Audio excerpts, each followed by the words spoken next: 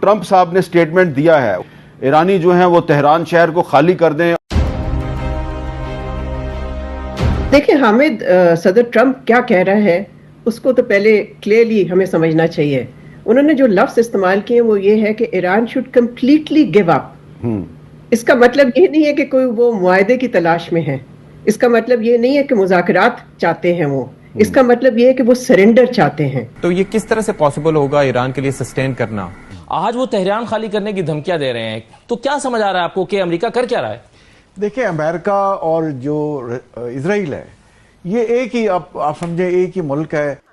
खुदा न ख्वास्ता इसके बाद उसकी एडवेंचर, उसकी दूसरा निशाना पाकिस्तान हो सकता है। तजिया करते हुए कहते हैं कि भाई एक जानिब अखंड भारत है, उनका एक मंसूबा है, और एक जानिब ग्रेटर इसराइल का मंसूबा है, और इनके अपने यानी कि भारत और इसराइल के जो प्लान्स हैं उनके तहत उनकी सरहदें आपस में मिलती हैं। तो इफेक्टिव तो हम भी आगे होंगे अगर हम खामोश बैठे रहे। बहस हो रही है कि G7 का जो इजलास है उसके बाद जो स्टेटमेंट जारी हुआ है वो स्टेटमेंट इजराइल के हक में है। और आपको पता है कि प्रेसिडेंट ट्रंप ने क्या वार्निंग दी है? प्रेसिडेंट ट्रंप ने यह कहा है कि all of Tehran should evacuate immediately. वो चाहते हैं कि बस ईरान हथियार डाल दे, कि सारे का सारा तेहरान में जितने भी लोग हैं, बल्कि ईरान में, वो सब के सब इवैक्यूएट कर जाएं, छोड़ दें ईरान से निकल जाएं, चले जाएं। ये क्या होने जा रहा है? जय हिंद दोस्तों, फनतंत्र में आपका स्वागत है। यूएसए के प्रेसिडेंट डोनाल्ड ट्रंप ने ईरान को खुली चुनौती देते हुए कहा है कि वे जल्द से जल्द तेहरान को खाली कर दे, वरना ईरान को बहुत नुकसान उठाना पड़ सकता है। इससे यह कयास लगाया जा रहा है कि इजराइल की तरफ से अमेरिका भी इस युद्ध में जल्द से जल्द शामिल हो जाएगा। इजराइल तो पहले से ही ईरान के ठिकानों को चुन चुन कर तबाह कर रहा है, जिससे ईरान में लाखों लोग बेघर और हजारों लोगों की मौत हो चुकी है। ईरान ने भी इजराइल पर जवाबी हमला किया है, जिससे इजराइल को भी काफ़ी नुकसान उठाना पड़ा है। अमेरिका के साथ मिलकर इजराइल बार बार धमकी दे रहा है कि वह परमाणु हमला करने को तैयार है। वहीं ईरान ने भी कह दिया है कि हम भी पाकिस्तान के सपोर्ट से परमाणु हमला करने को तैयार हैं। दोनों देशों के बीच संघर्ष रुकने का नाम नहीं ले रहा है। ऐसे में दोनों देशों के आम सिविलियन को काफ़ी नुकसान उठाना पड़ रहा है।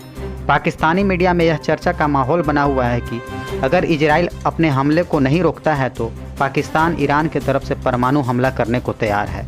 लेकिन इस खबर को पाकिस्तानी पार्लियामेंट में वहां के मंत्रियों ने मानने से इनकार कर दिया है।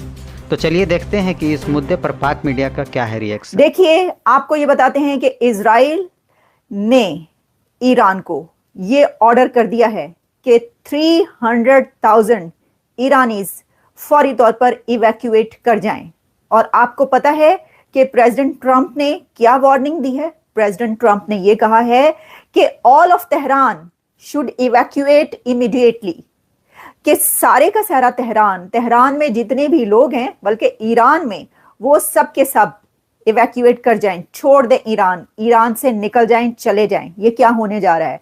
यही वजह है कि मैंने कहा कि इस वक्त जो है ये शो करना बहुत जरूरी है, क्योंकि हो सकता है कि अगले चंद घंटों के अंदर और उसके बाद दुनिया का आपको नक्शा कुछ और नजर आए।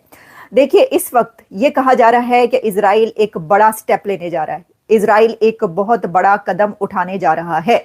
और इजराइल क्या कदम उठाने जा रहा है, उसमें एक तो हम ये कह सकते हैं कि इजराइल ये कह रहा है, यानी नेतन्याहू ने ये कहा है कि वो खामनाई को नहीं छोड़ेंगे, खामनाई को मारने जा रहे हैं। यानी नेतन्याहू खामनाई को मारने जा रहा है। और ये कोई बात भी नहीं है, ऐसा नहीं है कि नहीं हो सकता। मुझे लगता है कि ऐसा होगा। इसकी वजह यह है कि मैं कई दिन से अपने शोज में आपको ये बता रही हूं कि वो दिन बहुत करीब आने वाला है कि जब आयतुल्लाह खामनाई को मार दिया जाएगा, बिल्कुल वैसे ही जैसे इससे पहले हमास के जो लीडर थे, जिसमें इस्माइल हनिया और बहुत सारे नाम, उनको मारा गया। और वो चाहे बंकर्स में जाके छुपे, चाहे वो बहुत अंदर जमीन के अंदर धंस गए कहीं पर जाकर, लेकिन फिर भी उनको नहीं छोड़ा गया। अब क्योंकि ईरान ने इतने बड़े हमले किए हैं, ईरान ने जो अटैक्स किए हैं इसराइल पर, वो इतने बड़े अटैक्स हैं कि उससे वहां पर काफी तबाही हुई है। देखें, मैं देख रही थी कि एक सर्वे आया, सर्वे कह लें, रिपोर्ट आई, रिपोर्ट कहेंगे उसको। और उस रिपोर्ट में जो है वो ये बताया गया कि जो इजराइल है वो एक स्मॉल आर्मी के साथ, या एक इतनी बड़ी ताकत नहीं जितनी कि एक मिडल ईस्ट पूरा ईरान के साथ खड़ा है, ऐसे में बहुत ही एक प्रिसाइज अटैक्स किए गए हैं। और टेक्नोलॉजी जो है इजराइल के पास जो टेक्नोलॉजी है उसका मुकाबला ईरान नहीं कर सकता। लेकिन फिर भी उसमें यह बताया गया है कि इजराइल का इतनी बड़ी ताकतों के साथ मुकाबला करना एक अकेले कोई इतना आसान काम नहीं था और नहीं है। देखें, एक तो ये बात, प्रेसिडेंट ट्रंप ने क्या कहा, उन्होंने कहा है कि सब लोग इवैक्यूएट कर जाएं फौरी तौर पर। मैं आपको एग्जैक्टली अगर आपको बताऊं ना तो फिर आपको पता चलेगा कि ये क्या बात हुई है। जैसे 300,000 तो कहे हैं नेतन्याहू ने, इजराइल ने, कि फौरन वहां से निकल जाएं। अच्छा, जो तेहरान की सड़कें हैं, जो रास्ते हैं, उनकी जो इस वक्त नक्शे सामने आ रहे हैं उसमें देखा जा सकता है कि वहां पे ट्रैफिक जैम है, क्योंकि लोग जो हैं वो धड़ाधड़ गाड़ियों में बैठकर भाग रहे हैं वहां से। और ये सिचुएशन अभी नहीं बल्कि कई दिन से। लेकिन अब जबकि ये ऐलान कर दिया गया कि दुनिया की सबसे बड़ी सुपर पावर यानी कि अमेरिका का सदर प्रेसिडेंट ये कह रहा है कि फौरी तौर पर आप निकल जाएं, प्रेसिडेंट ट्रंप G7 समिट से एक दिन पहले उठ गए और भागम भाग वापस वाशिंगटन डीसी पहुंचे हैं।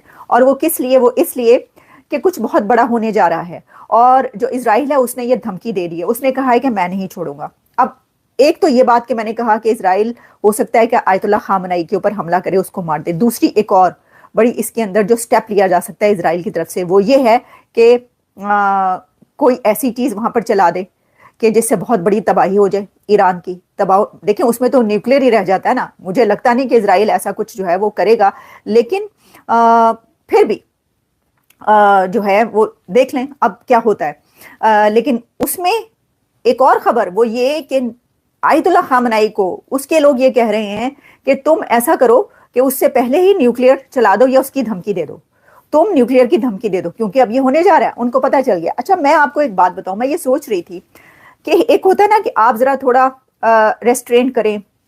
ईरान को ये पता है कि उसके पास इतनी बड़ी, वो जो भी कर ले क्या कर लेगा, लेकिन फिर भी इतने बड़े हमले जो इजराइल पे हुए हैं तो वो कहते हैं ना कि तख्तिया तख्ता, क्योंकि खामनई को ये तो पता चल गया है कि छोड़ेंगे नहीं उसे, वो नहीं बच पाएगा खामनई। मुझे लगता है कि ये पता चल गया है, तभी इतने बड़े बड़े हमले किए गए कि चलो जी मरने से पहले या कुछ जो होना है अब तो तख्तिया तख्ता है।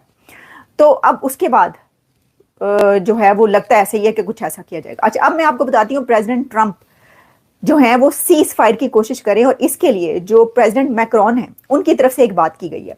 और जो G7 की समिट थी उस दौरान प्रेसिडेंट मैक्रोन ने ये कहा है कि जो अमेरिका है वो ये कोशिश कर रहा है कि सीज फायर करवाए, और कोई ऐसी ऑफर की गई है। हो सकता है कि अगले कुछ दिनों में, अगले चंद घंटों में, दिनों में नहीं, अगले चंद घंटों में हमें पता ये चले कि अमेरिका ने जो है कोई ऐसी ऑफर की है दोनों कंट्रीज को। जैसे कि अमेरिका ने इंडिया या अमेरिका को जो है वो प्रेसिडेंट ट्रंप ने कहा कि मैं ऑफर कर रहा हूँ कि ट्रेड जो है हम आपके साथ बहुत बड़ी ट्रेड करेंगे, आप ये जंग बंद करें। वैसे ही कोई जो है वो ऑफर उसको कर रहे हैं, इजराइल को उन्होंने की है और ईरान को। और अगर तुम लोग नए हो तो सब्सक्राइब करो।